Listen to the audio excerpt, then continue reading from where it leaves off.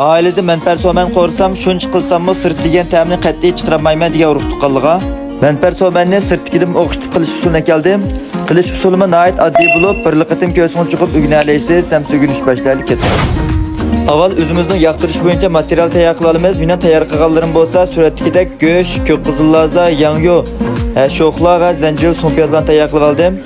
Qozonga muvofiq miqdorda may qo'yib, may ravris qizg'anda tayyor qilib olgan go'shtimizni solib, bir nechta qo'rish bilan muvofiq miqdorda tuz solib, yana davomli qo'rib go'shtning suyini to'liq chiqarib etgandan keyin zanjil va so'mpiyazni solib, buning bir nechta qo'rib bilan to'g'rab tayyor qilib olgan sho'xlni solib, buning birdan qo'rib, sho'xlning suyini to'liq chiqarib, oraliqda ko'rib misha kapslar urug' tuqqanlar. Ajrimga haqsiz yurakdan birini bagaj ko'rsanglar, qo'llingizga rahmat.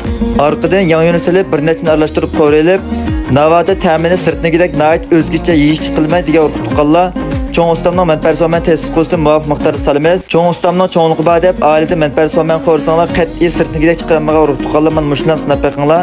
Ondan ustiga oz miqdorda suv quyib, buni 5 minut atrofida qaynatib olib, qaynagandan keyin oldin suvchilab tayyor qilib qo'ygan qarmor, ko'k qizilloza, samsoqlarni solib, bir nechta aralashtirib yetib, tuz ta'min tashilibla palakni solib, buni bir nechta aralashtirib yetib, tayyor qilib qo'ygan ishimizni to'kkandan keyin o'tning besmini eng kuchlik echib, 7-8 to'xtamay aralashtirib o'rib qo'ribla taxsiga olib iste'mol qilishni boshlasak bo'ladi.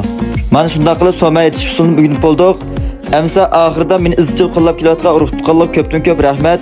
Sizlarning qo'llashingiz bo'lsa, meningki yaxshi mazmunlarim to'xtab qolmaydi. Amsa kelar sani ko'rishaylik, xayr xo'sh.